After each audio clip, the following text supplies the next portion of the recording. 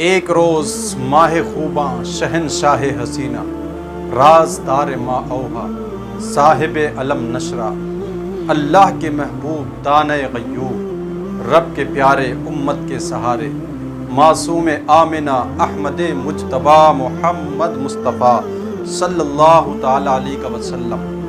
مسجد نبوی شریف کے اندر صحابہ اکرام رضوان اللہ تعالی علیہم اجمعین کی جماعت کے درمیان موجود تھے تو حضور نے ارشاد فرمایا، لوگوں تمہارے درمیان سے ابھی ایک ایسے شخص کا گزر ہونے والا ہے جو جنتی ہے۔ تو اب لوگوں کی نگاہیں منتظر تھیں، وہ کون خوش نصیب ہے جس کو مصطفیٰ جان رحمت جنتی ہونے کی بشارت عنایت فرما رہے ہیں۔ تو کچھ دیر کے بعد صحابہ نے دیکھا ایک انصاری صحابی وہاں سے گزرے، چہرے سے آثار وضو نمایاں تھے، ایک ہاتھ میں عصا تھا، بائیں ہاتھ میں اپنے جوتے اٹھائے ہوئے تھے۔ لوگوں نے دیکھا یہ خوش نصیب صحابی ہیں جن کو اللہ کے رسول نے جنتی ہونے کی بشارت دی ہے، کہا یہ شخص جنتی ہے۔ وقت گزر گا، اگلا دن آیا، حضور نے پھر وہی جملہ ارشاد فرمایا کہ جس کو جنتی دیکھنا ہو وہ مسجد کے دروازے پر دیکھے، جو داخل ہوگا وہی جنتی ہے۔ صحابہ کی نگاہیں منتظر تھیں، مسجد نبوی شریف کے دروازے پر لگی تھی، آخر آج دیکھیں آج وہ کون سا شخص ہے، وہ کون خوش نصیب ہے جو جنتی ہے۔ تو صحابہ اکرام کا بیان ہے، آپ فرماتے ہیں ہم نے دیکھا کہ دوسرے دن پھر وہی خوش نصیب صحابی، وہی انصاری صحابی جو پہلے روز آئے تھے وہی آئے۔ بہرحال تیسرا روز آیا، پھر حضور نے وہی جملہ ارشاد فرمایا، تو ہم نے دیکھا کہ تیسرے روز پھر بھی وہی صحابی نظر آئے۔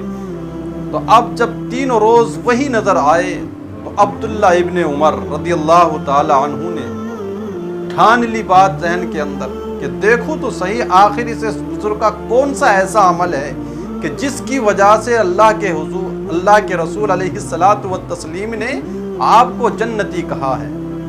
تو جب وہ آئے تو عبداللہ ابن عمر ان کے پیچھے پیچھے ہو لیے اور ان سے کہنے لگے،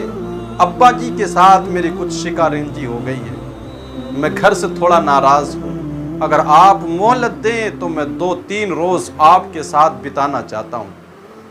ان صحابی نے اجازت دے دی، کہا کوئی مسئلہ نہیں ہے، آپ شوق سے میرے ساتھ رہ لیں۔ عبداللہ ابن عمر کہتے ہیں میں ان کے ساتھ گیا، ناشتہ پانی ہوا، کھانا کھایا، شام کا نماز عشاء ادا کی۔ اب انہوں نے میرے لیے بستر لگا دیا، اب میں سویا نہیں تھا، چادر تانے ہوئے تھا، دیکھتا آخر دیکھوں تو صحیح کون سا ایسا اس کا خاص اور بڑا عمل ہے کہ جس کی وجہ سے اس کو جنتی کہا گیا ہے۔ تو کہتے وہی حسب معمول کے عبادات، وہی نیک اعمال، کوئی ایسی بڑی بات مجھے نظر نہیں آئی۔ کہتے لیکن میں نے دل میں سوچا ہو سکتا ہے کہ میری وجہ سے اس نے اپنے معمولات کو ترک کیا ہو، بہرحال چلو کل دیکھتے ہیں۔ کہتے صبح ہوئی، ناشتے پہ بیٹھے، ناشتہ کیا، پھر بازار میں باغ میں گھومنے کے لیے چلے گئے۔ شام ہوئی، عشاء کے بعد پھر وہی معمول تھا اس کا، پھر بھی اگلے دن مجھے کوئی خاص عمل اس کا ایسا نظر نہیں آیا۔ اسی طرح سے 3 راتیں عبداللہ ابن عمر کہتے میں نے گزار دی ان بزرگ کے ساتھ، لیکن تیسری رات بھی میں نے کوئی ایسا خاص عمل نہیں دیکھا۔ تو پھر جب مجھ سے نہ رہا گیا تو پھر میں نے عرض ہی کر دیا،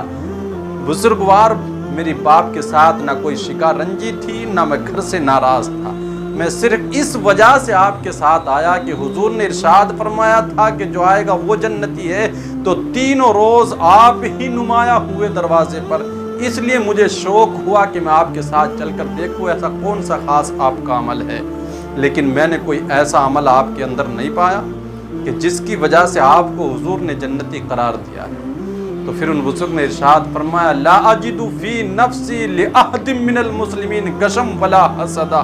کوئی عمل میرے پاس ایسا نہیں ہے، کوئی خاص بڑی لمبی چوڑی عبادتیں میرے پاس نہیں ہیں، لیکن اس سینے کے اندر جو دل ہے نا، اس دل کے اندر کسی مومن کے لیے بھی جو ہے تو بغض، کینہ، حسد نہیں پاؤ گے، یہی میرا ایک خاص عمل ہے۔ اس لیے پیارے تمام عبادات، تمام نیک اعمال، بعد کی باتیں،